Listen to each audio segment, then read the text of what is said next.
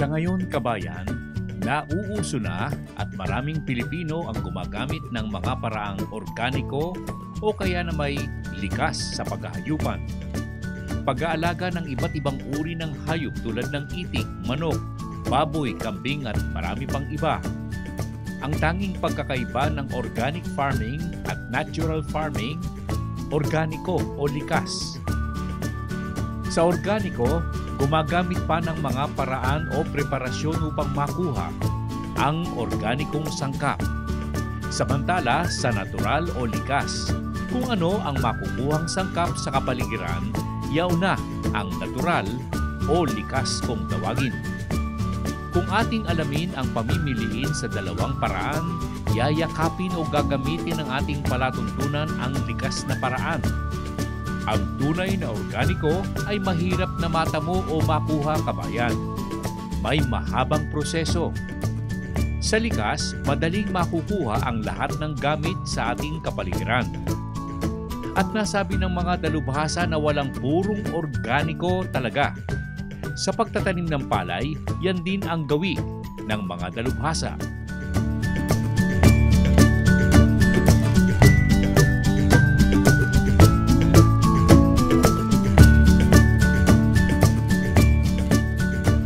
Bali ho, itong eksperimento po natin, pinapakita po natin dito at gusto natin makita kung totoo nga bang sustainable yung paggamit ng organic fertilizer.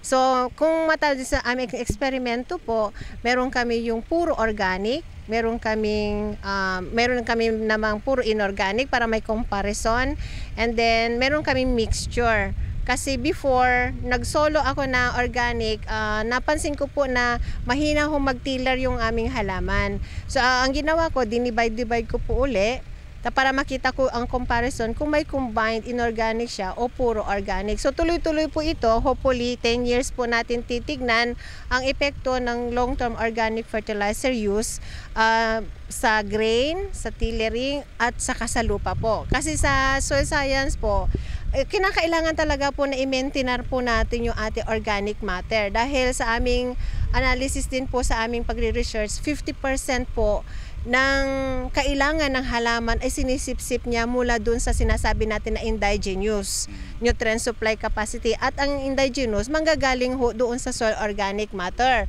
So kung pangahalagaan po natin yung soil organic matter, pwede po natin, ang assumption doon, pwede na natin hatiin yung inorganic fertilizer use. Ano po ang kasalukuyang tinatakbo ng pagsasaliksik nyo? Totoo ba na bumababa ang yield natin, ang pamumunga ng isang halaman, ng puno, kapag purely organic lamang ang ginagamit? Hindi ho tumataas. Kumbaga ho, dito sa irrigated lowland, kasi kung mostly ho na irrigated lowland soils are clay. So ito yung sinasabi uri ng soils na medyo fertile. Kaya, pero kung i-maintain po yung organic matter, ganun lang po talaga siya. Ang napag-anuhan ko dito for 6 consecutive seasons ko na. Bali 3-4 years ko na pala ngayon, 5th year. Kung ano natin dito. So, ang year po namin, year 5, season 9 po kami ngayon. So, after 5 years na nagre-research po kami dito, steady lang po yung yung ani nang galing sa organic. Hindi nababawasan, hindi na daragdagan. Hindi po. Parang kumbaga steady lang siya. So naglalaro lang po kami sa 3-4 kasi medyo fertile po yung clay soil namin dito. 3 tons lang po yung namin pag walang pataba. Ngayon kung dadagdagan po natin ng inorganic, yung nalagyan na ng organic sa una, tataas po tayo ng 5 to 7 tons.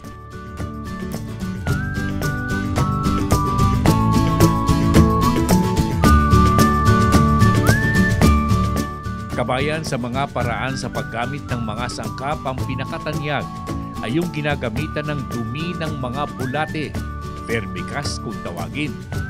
Subalit mayroon ding prosesong kailangan sa pag-aalaga ng mga ito. At yan ang isa sa mga talakayin natin sa araw na ito, kabayan. Ang lahat ng ito, kabayan, sa palatuntunang ating alamin.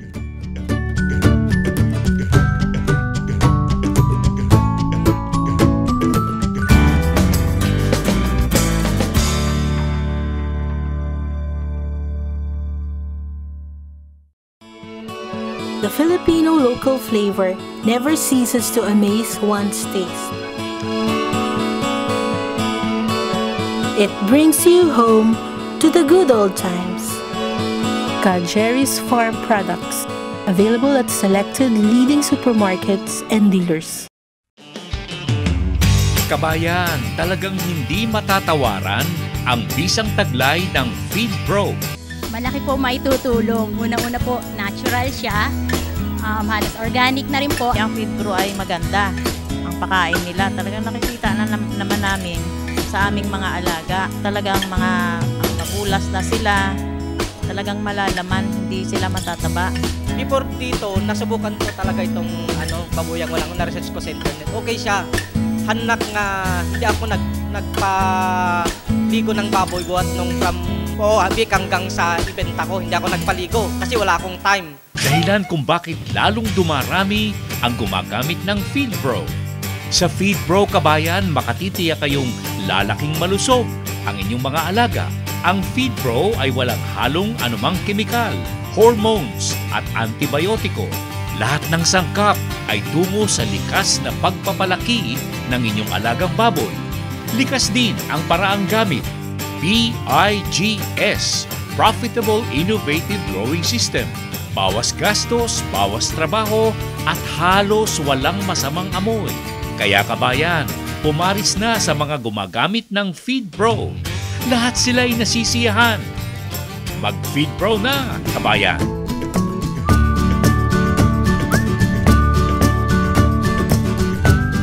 Mamaya kabayan, pag-uusapan po natin ang mga matataas na uri ng baboy at wastong paraan at mga kaalaman.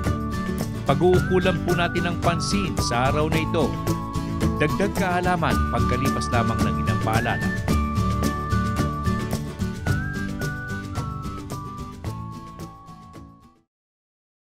Alam mo ba na ang inahing baboy ay maaaring manganak ng 10 hanggang 12 biik? Ang biik ay pwede niyong ibenta ng 2,000 hanggang 2,500 pesos. At kikita rin kayo ng 2,500 hanggang 9,000 sa isang palakihing baboy. Paano?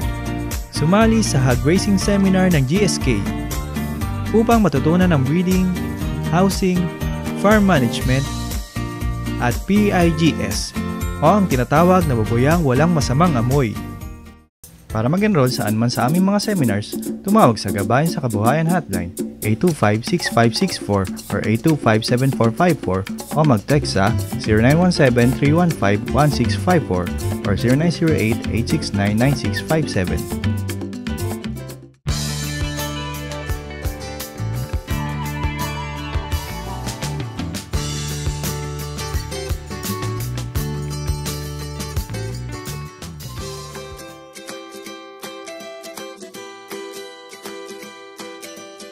Kabayan, tutal na pag-uusapan po natin ang mga paraang organiko o likas. Halimbawa sa pag-aalaga ng baboy. Ang organikong paraan o kaya'y likas ay karaniwang gamit sa mga native na baboy. Bihira ang nag-aalaga ng mga lahing angkat sa likas o organikong pamamaraan. Sinusunod ng mga nag-aalaga ang mga nakagawiang paraan ng pag-aalaga ng mga imported na puting baboy.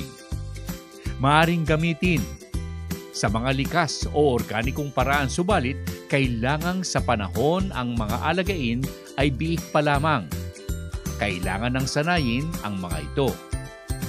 Nasabi nga ng isang dalubhasa na ang paraan ay hayaang nakalaya ng 1 o 2 oras muna ang puting biik sa galaan sa likas na paraan at pagkatapos ay ibalik ang mga ito sa kanilang bahayan hanggang sa masanay ang mga nasabing alagain. Sa kabilang dako na ipapayo naman ng mga dalubhasa sa pag-aalaga ng mga puting baboy na alagaan ng mga ito sa paraan na nakasanayan na sa iba pang mga paraang gamit sa native o likas na baboy. At sa mga puti at mataas na uri ng baboy na ating pinag-uusapan, marami pong payo ang ating mga nakaugnay na dalubhasa.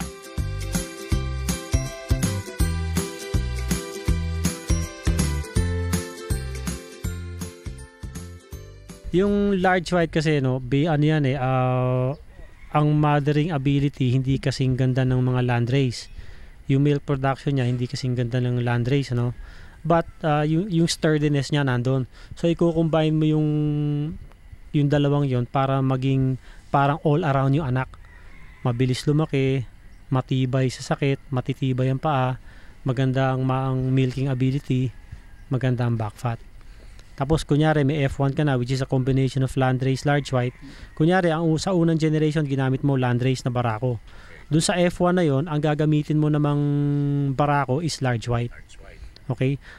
Doon sa second generation naman na yon, yung ginamitan mo ng large white na barako naman, yung offsprings naman nun, gagamitin mo naman susunod na generation landrace naman. Hindi siya papangit ang characteristics o katangian nito. Hindi. Mame-maintain mo for as long as yung binibilan mong yung breeders na pinanggagalingan ng barako is reliable at saka pure talaga binibigay sa'yo. Bakit marami pa rin ang nagbebenta at saka bumibili ng mga hybrid kung ganun ang resulta na makukuha mo? Ibig sabihin, pagka hybrid, up to a certain extent mo na maalagaan yan, di ba? Kung yung sinasabi mong pure breed, medyo pwede kang lumayo ng lumayo. Sa hybrid ba, mga ilang beses mong magagamit at ilang taon mong pwedeng pakinabangan?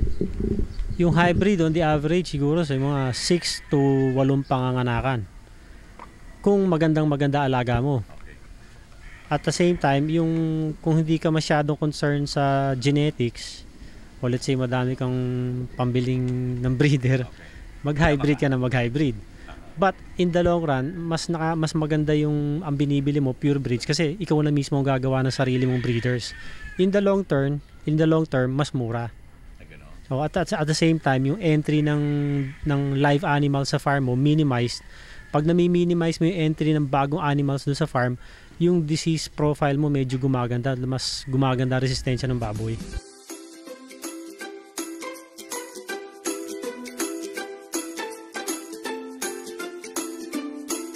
Kabayan, sa ating Alamin Hog Farm, may mga paraan sa pag-aalaga ng baboy na maaari po ninyong mapamilian.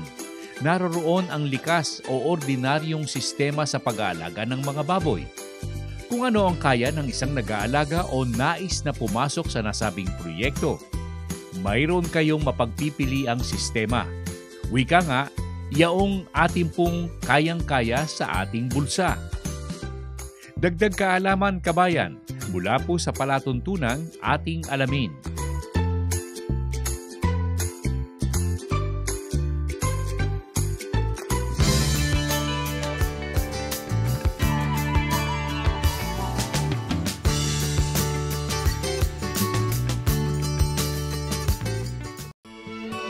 The Filipino local flavor never ceases to amaze one's taste. It brings you home to the good old times. Jerry's Farm Products, available at selected leading supermarkets and dealers. Kabayan, talagang hindi matatawaran ang bisang taglay ng Feed Pro. Malaki po maitutulong. Una-una po, natural siya. Halos organic na rin po. Yung Feed Pro ay maganda. Ang pakain nila, talagang nakikita naman namin sa aming mga alaga. Talagang mga mabulas na sila. Talagang malalaman, hindi sila matataba. Before dito, nasubukan ko talaga itong babuyang walang na-research ko sa internet. Okay siya. Hanak nga, hindi ako nagpaligo ng baboy buhat nung from Abik hanggang sa ibenta ko. Hindi ako nagpaligo kasi wala akong time. Dahilan kung bakit lalong dumarami ang gumagamit ng Feed Pro.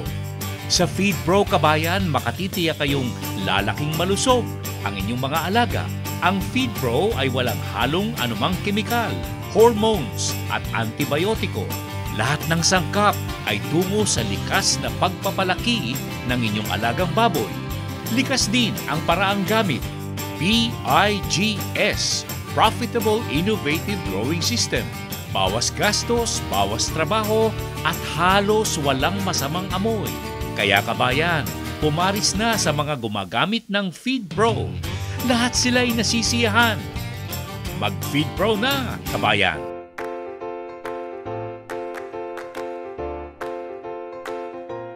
Kabayan, ang kasunod po ay tanong at sagot mula sa mga nanonood ng ating programa at ng ating pong mga kababayang sumusubaybay sa ating alamin pagkalipas lamang ng ilang sandali.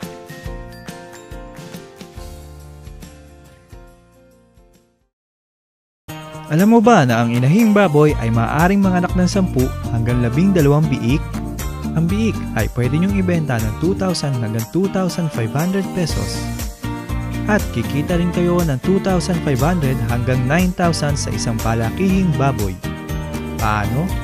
Sumali sa Hog Raising Seminar ng GSK upang matutunan ang breeding, housing, farm management, at PIGS o ang tinatawag na baboyang walang masamang amoy. Para mag-enroll saan man sa aming mga seminars, tumawag sa Gabayan sa Kabuhayan Hotline 825-6564 or 825-7454 o mag-text sa 0917-315-1654 or 0908-869-9657.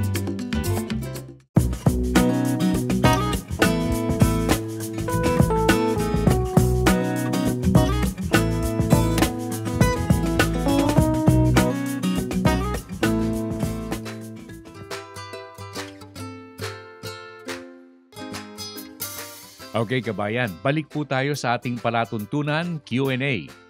Unang tanong mula kay Luis Quintanar ng Caloocan City. Saan maaari makakuha ng itik na tinangkilik ng Picard at pinarami ng mga breeder farms? Alam po ninyo, maaari po kayong makipag-ugnayan kay Ginoong Malolo sa Barangay Anastasia sa bayan po ng Santo Tomas sa Batangas. Ang kanilang farm ay nasa Mount Clair Subdivision. Ang daan po kabayan ay sa highway ng Santo Tomas sa Batangas. Tingnan po ninyo, hanapin po ninyo ang isang Caltex station kabayan at ang karasadang malapit dito ay patungo sa farm ni Ginoong Malolos. Malapit lamang po sa industrial complex ng nasabing bayan. Samantala kabayan, ang request naman ukol sa il o igat. Nasa bayan po ng Victoria ang nasabing farm. Hanapin po ninyo si Ginoong RC kung tawagin po. Ang Eel Farm po ay malapit sa isang elementary school sa highway po ng Victoria sa Laguna. Ang request ay buhat po kay Ginoong Mel Garcia. Ipagtanong na lamang po ninyo sa bayan po ng Victoria. At ang maraming kahilingan ukol naman sa pag-aalaga ng tilapia kabayan, sa pag-aalaga po sa mga plastic drum. Narito ang sample na ating nakita.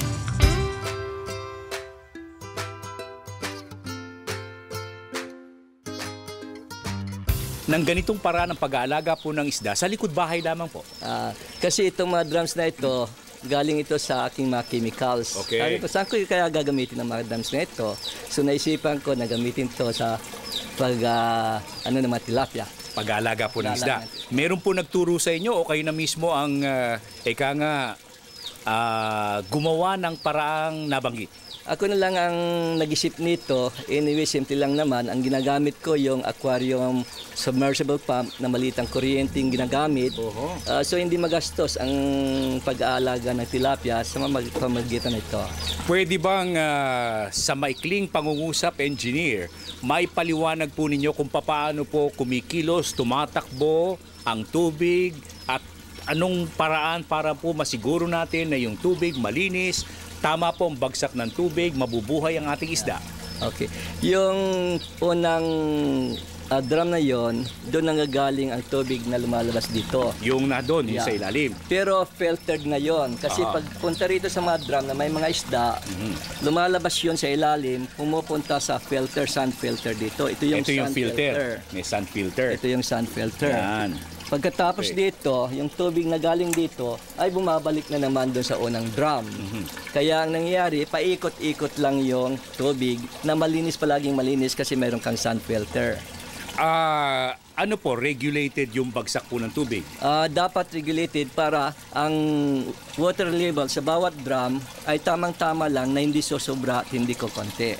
Kaya may mga bulbs tayo rito na siyang nagre-regulate. Ito. Ayan. Engineer, dito tayo tumungo muna. Ano po?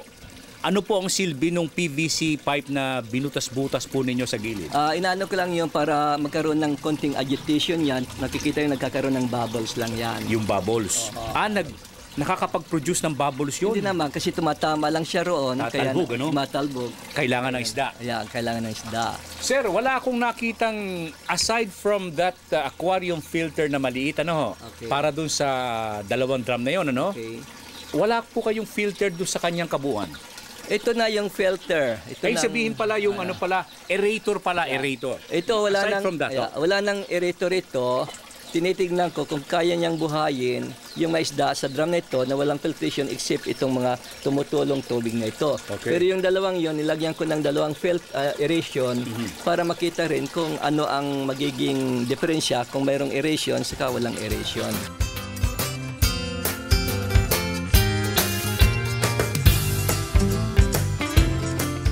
Alam po ninyo, sa plastic drum, ang pinakamagandang alagaan ay mga breeders ng tilapia para po sa produksyon ng similya.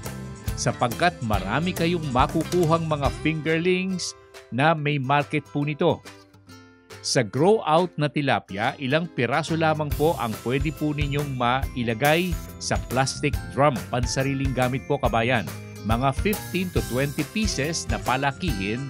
At ito po ay bahagi na rin ng naging karanasan ng ating palatuntunan.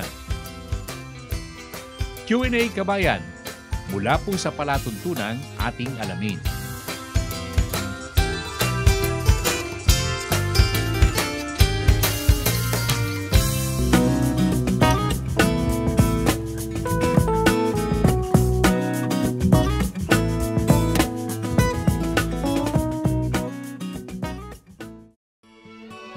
The Filipino local flavor never ceases to amaze one's taste.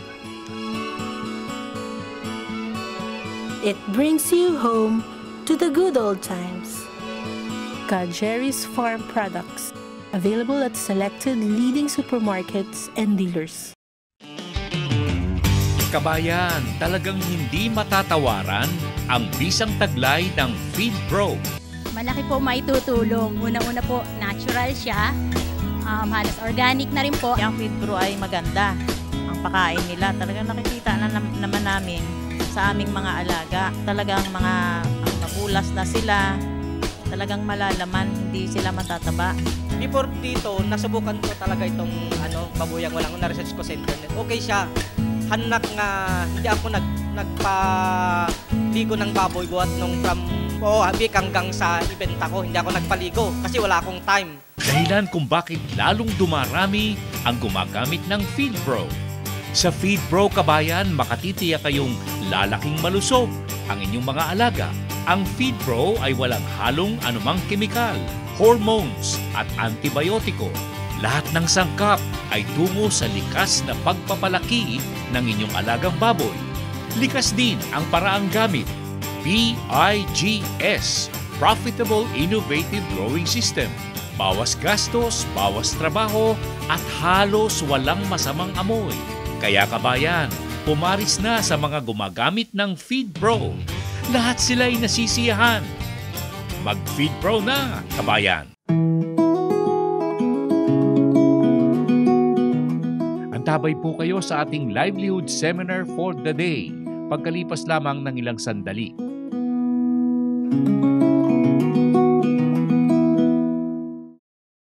Alam mo ba na ang inahing baboy ay maaaring manganak ng 10 hanggang 12 biik? Ang biik ay pwede niyong ibenta ng 2,000 hanggang 2,500 pesos. At kikita rin kayo ng 2,500 hanggang 9,000 sa isang palakihing baboy. Paano? Sumali sa Hog Raising Seminar ng GSK upang matutunan ang breeding, housing, farm management, at PIGS o ang tinatawag na babuyang walang masamang amoy. Para mag-enroll saan man sa aming mga seminars, tumawag sa Gabayan sa Kabuhayan Hotline 825-6564 or 825-7454 o mag-text sa 0917-315-1654 or 0908-869-9657.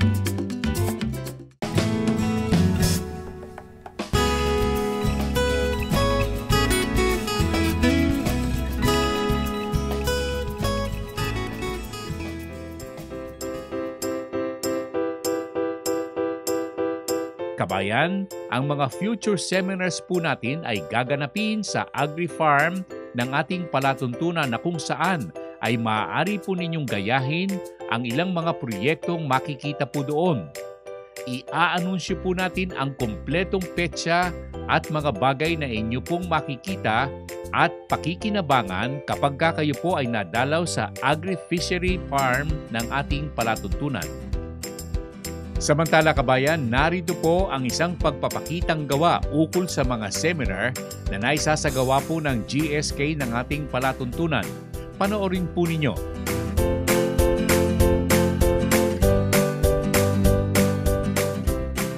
At ano kaya yung pinakaunang magiging dahilan natin kung pag-aalaga ng baboy ang pag-uusapan?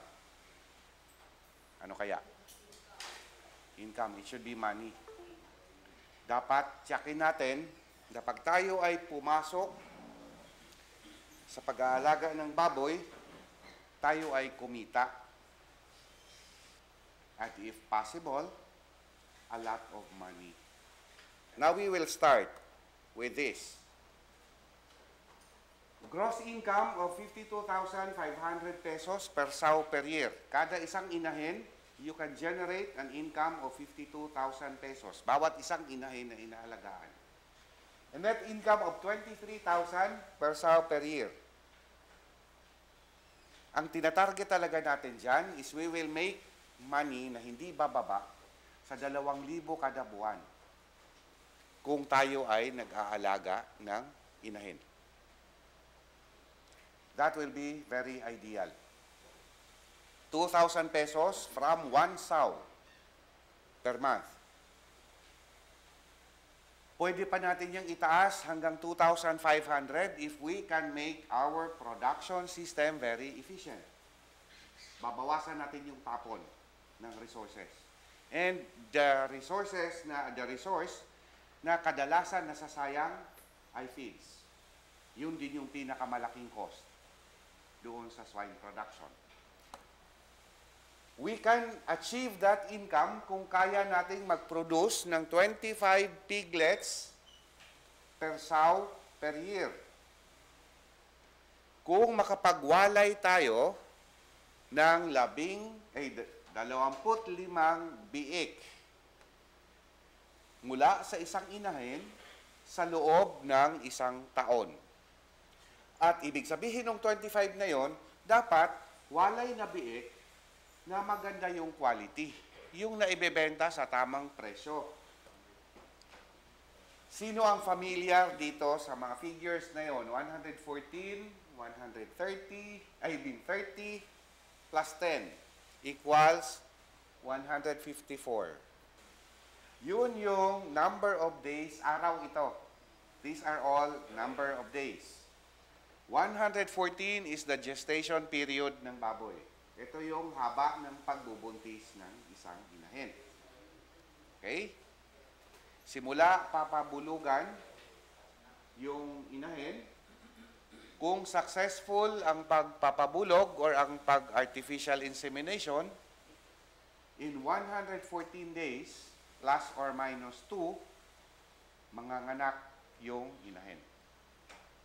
Yung 30 is the lactation period. Yung 10, the 10 there is what we call the non-productive days.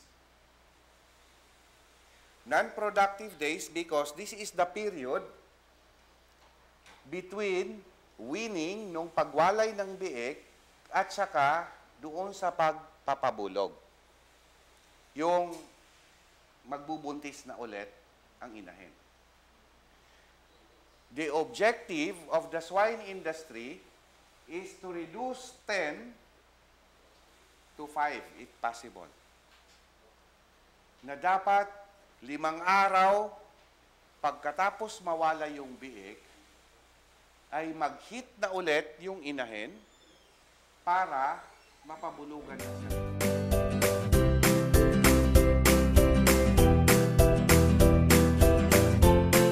Kabayan, kung sakali pong may mga kahilingan kayo ukol sa mga livelihood seminars ng GSK, sulat lamang po kayo o kaya'y text po kayo o tawag sa mga cellphone ng ating palatuntunan na makikita po ninyo sa inyong TV screen.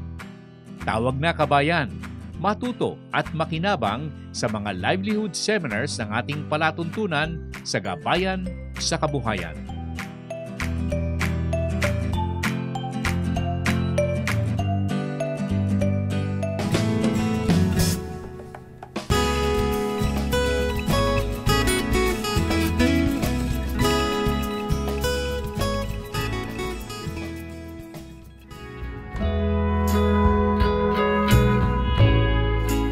Tabay po kayo sa mga talakayan ng ating palatuntunan at ng FeedPro ukol po sa mga proyektong babuyang iwas sa masamang amoy, PIGS, pagkalipas lamang ng ilang paalala sa ating Alamin Advertisers Directory.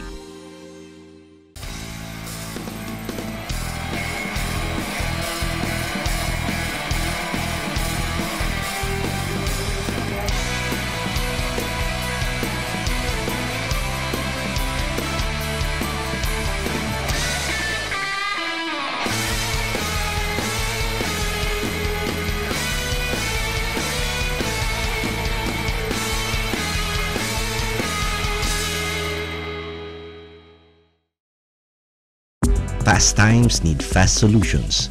That's where Infotex comes in. Announcements in schools and universities. I get to know kung may pasok o wala. For fast delivery. Mabilis namin natatrack ang mga packages. Via text for nationwide safety and security. Mabilis namin nakuha ang command mula sa central base. Infotex cares for your health. We get outbreak information and vaccines via text. Everything in a click. Caring solutions by Infotext.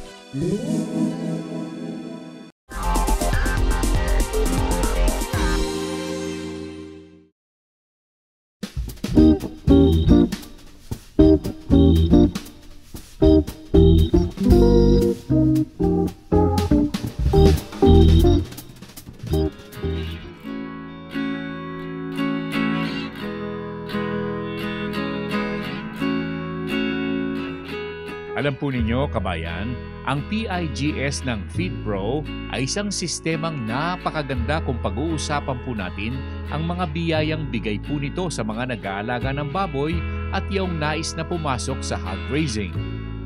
Kung pag-uusapan ang pag-aalaga sa malakihang paraan, maaari din pong gamitin ang sistemang PIGS subalit mangangailangan ito ng malaking pagbabago sa inyong pong alagaan.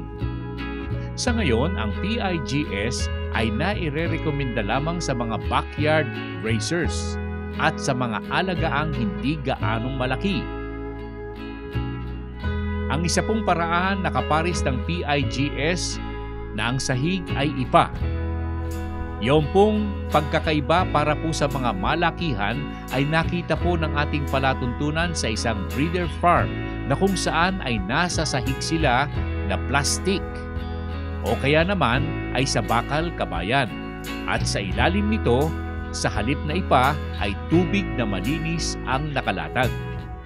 Nakakaiwas din po sa masamang amoy.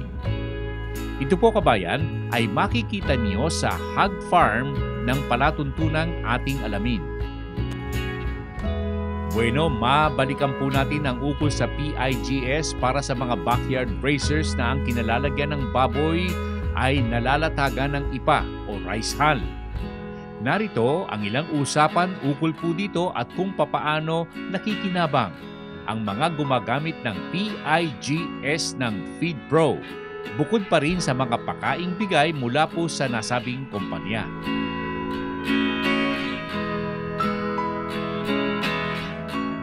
Actually, dalawa ka-seminar ang atinan ko sa GSK. Yung una, yung sponsored sa GSK. Okay. Ang pangalawa, sponsored by FeedPro.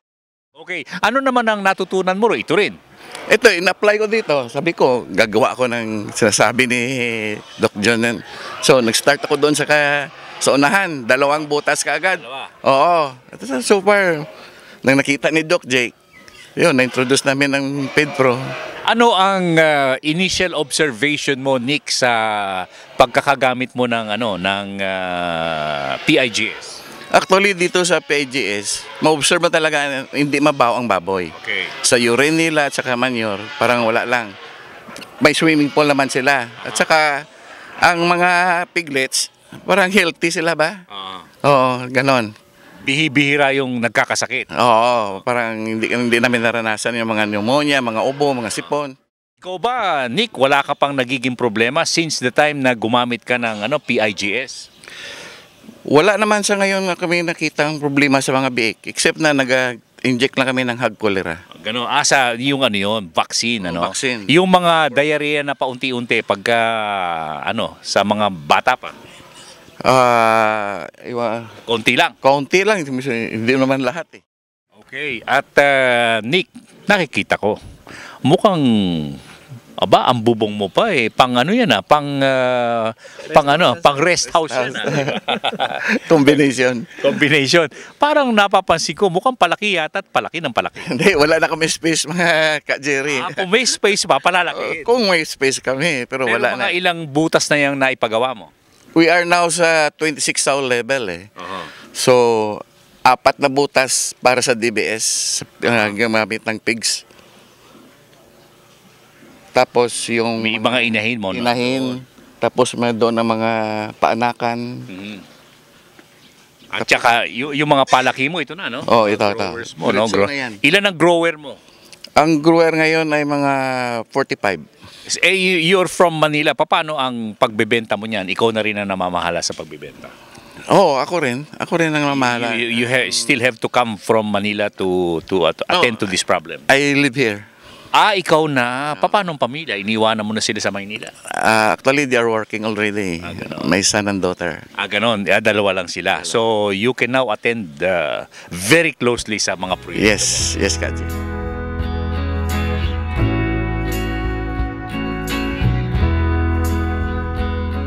Kabayan, ang PIGS, Profitable Innovative Growing System ng FeedPro, ay katulad din ng paraang gamit sa ibang bansa, sa Amerika at Europa, na kung saan ay ang gamit lamang po ay mga labi naman ng ibang halaman tulad ng trigo.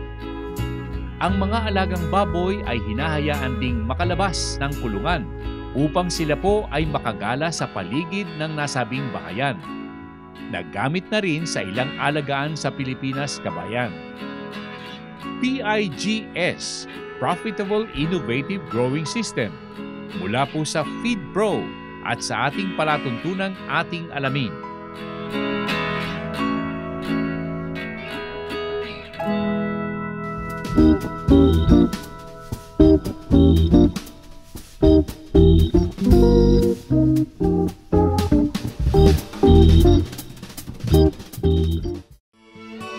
The Filipino local flavor never ceases to amaze one's taste. It brings you home to the good old times. Jerry's Farm Products, available at selected leading supermarkets and dealers. Kabayan, talagang hindi matatawaran ang bisang taglay ng FeedPro. Malaki po maitutulong. Una-una po, natural siya. Halos organic na rin po. Ang FeedPro ay maganda. Ang pakain nila, talagang nakikita na naman namin sa aming mga alaga. Talagang mga mabulas na sila. Talagang malalaman, hindi sila matataba. Before dito, nasubukan ko talaga itong babuyang walang na-research ko sa internet. Okay siya. Hanak nga, hindi ako nagpaligo ng baboy buhat nung from Habik hanggang sa ibenta ko. Hindi ako nagpaligo kasi wala akong time. Dahilan kung bakit lalong dumarami ang gumagamit ng FeedPro. Sa FeedPro, kabayan, makatitiyak kayong lalaking malusog ang inyong mga alaga. Ang FeedPro ay walang halong anumang kemikal, hormones at antibiotiko. Lahat ng sangkap ay tungo sa likas na pagpapalaki ng inyong alagang baboy. Likas din ang paraang gamit. PIGS, Profitable Innovative Growing System. Bawas gastos, bawas trabaho, at halos walang masamang amoy. Kaya kabayan, pumaris na sa mga gumagamit ng Feed Pro. Lahat sila ay nasisiyahan. Mag-Feed Pro na, kabayan! Mamaya sa huling bahagi ng ating palatuntunan, isa pang halimbawa ng paraan ng pag-aalaga ng mga bulate, vermiculture, sa pamamagitan naman ng mga plastic container, kabayan, balding plastic, kabayan, na ang gamit naman ay mga labi sa kusina, pagkalipas lamang ng ilang paalala. Alam mo ba na ang inahing baboy ay maaaring manganak ng 10 hanggang 12 biik? Ang biik ay pwede niyong ibenta ng 2,000 hanggang 2,500 pesos. At kikita rin kayo ng 2,500 hanggang 9,000 sa isang palakihing baboy. Paano? Sumali sa Hog Racing Seminar ng GSK upang matutunan ang breeding, housing, farm management, at PIGS o ang tinatawag na baboyang walang masamang amoy. Para mag-enroll saan man sa aming mga seminars, tumawag sa Gabayan sa Kabuhayan Hotline 825-6564 or 825-7454 o mag-text sa 0917-315-1654 or 0908-869-9657.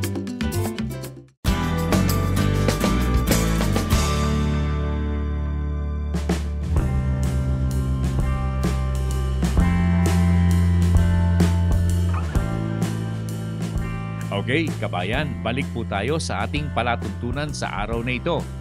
Kung noon, naipakita po namin sa inyo ang iba't ibang mga pamamaraan ng pag-aalaga ng bulate para sa produksyon ng vermicast, sa kahon, sa concrete tanks, sa sako.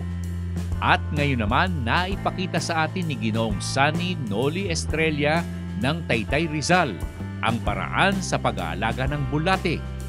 Pinaglalagakan, balding plastic, kabayan. Ang pagkain ay mga labi sa kusina. Ano ang tawag dito? Ito actually, this is multi-purpose container.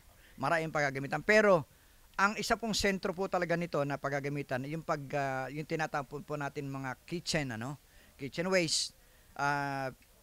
Itong pwede nating sa ating kitchen ay pwede gumawa tayo ng compost. Kaya kung tawagin po ito ay kitchen waste composter.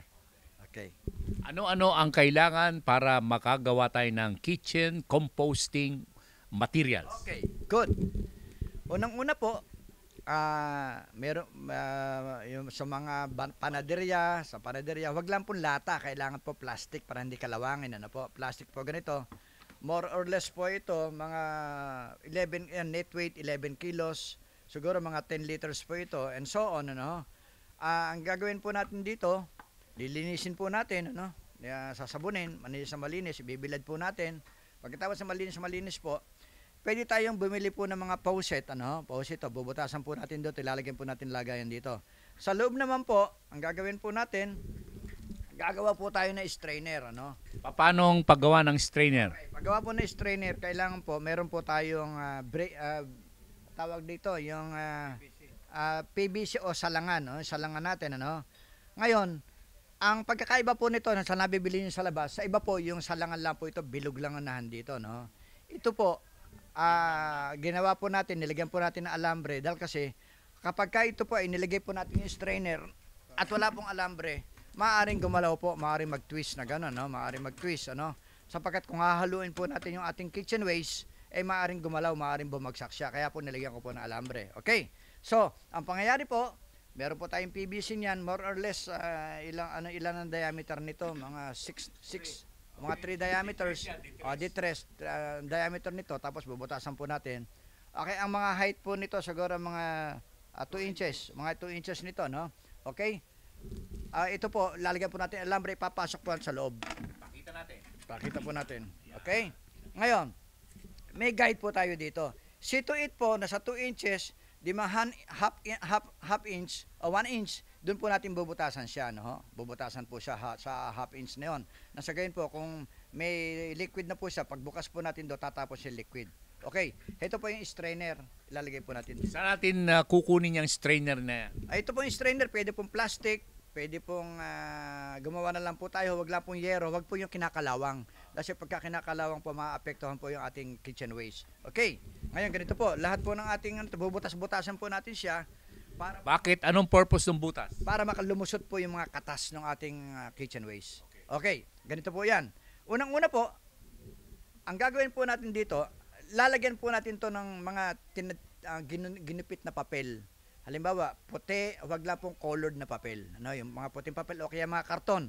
O kung wala kayo noon, pwede pong mga dry leaves o mga tuyong dahon. Kung wala po naman, kahit na po mga sariwang dahon, pwede rin yun.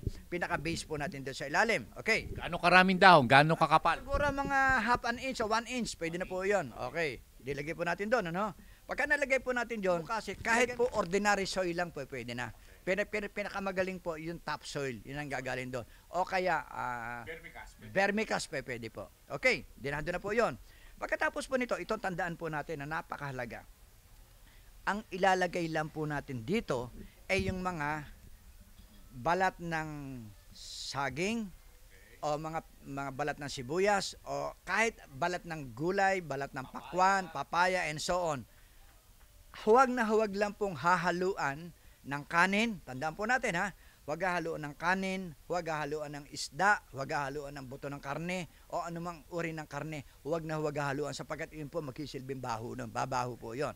Ngayon, sa mga kapatid po, mga gulay and so on, at kung maaari po, tadtarin po natin sila ng maliliit. Gaano karami ang ilalagay? Okay, good. Kung ano man po ang ilalagay nyo dyan, kahit po karami hanggang sa mapuno po ito. Kaya lang, may mga layer po yan para mabilis siya. Okay. Unang layer po, mga 2 inches ang pagitan. Every 2 inches po, ang gagawin natin, lalagyan po natin ng bokashi o soil o vermicast and so on. Hanggang mapuno po siya. Okay? Pag kahit siya po ay napuno na, at lagi nyo po check-checkin niya yung gripo. Sapagkat araw-araw po yan kumakatas. Pagkat sinyik mo gano'n, lalabas po siya yung katas niyan. Yung pong katas po na yon, pwede na pong pandilig sa ating mga halaman. Organic na organic po yon. Checkin po natin yan sa gayon po, ay siyempre sariwa yan, no? Kakatas po yan, kaya kailangan araw-araw chinecheck po natin yon. At kung yung halimbawang kalahati na po ito, hahaluin po natin siya, hahaluin para yung pumasok yung air niya, no? Para mabilis siya. Meron kang sistema sa paggawa naman ng composting sa vermicast, may mga bulati ka. Diyan din sa drum na yan? Yun, very good. Pagka ito yung gagawa ko po sa bulati po nito, ganun din po ang sistema. Ang unang gagawin, unang-una, soil muna. Soil na nahandun yung bulati mo na gagamitin mo. Okay. Pagka ganitong kalaking bulati, mga 1/4 kilo lang pwede na to. Ngayon, pagka kayo may soil, haluan nyo na yung papel na malinis o karton and so on, o kaya yung balat ng saging and so on. Pakonti-konti po ang lagay. Pakonti-konti. Pero dapat binabasa ng paunti-unti. Pakonti-konti lang po. Pakonti-konti lang basa ang pakonti-konti. Ano? Ayun po, araw-araw po kailangan bibigyan mo ng pagkain yung bulate. Huwag na huwag po mauubos yung pagkain ng bulate sapagkat pagka hinayaan mo na lalayas po yun.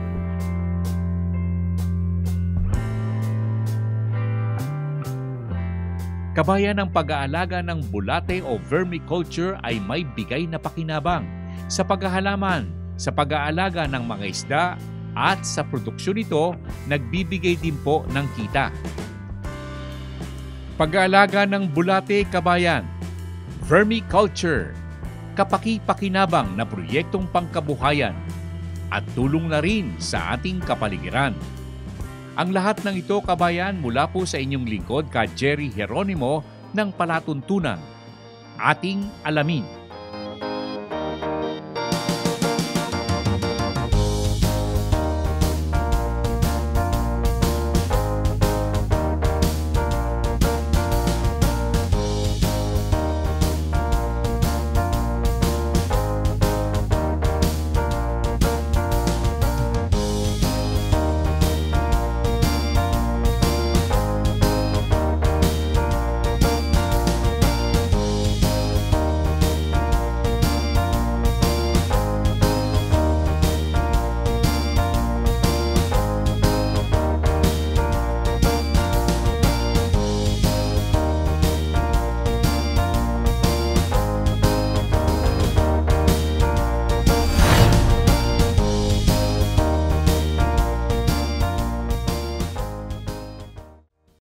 Kabayan, subscribe po kayo para po sa ating palatuntunang ating alamin sa YouTube.